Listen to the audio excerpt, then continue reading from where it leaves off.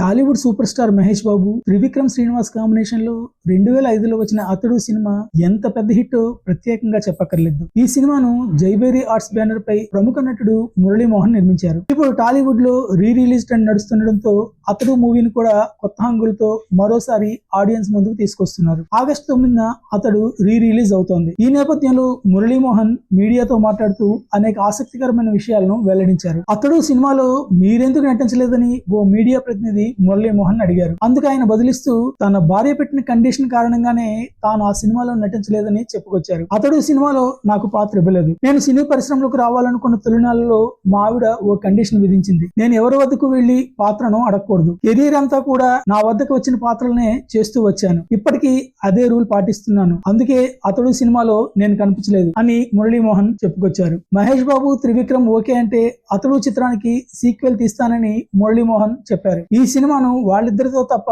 వేరే వాళ్ళతో అయితే తీయనని స్పష్టంగా చెప్పేశారు.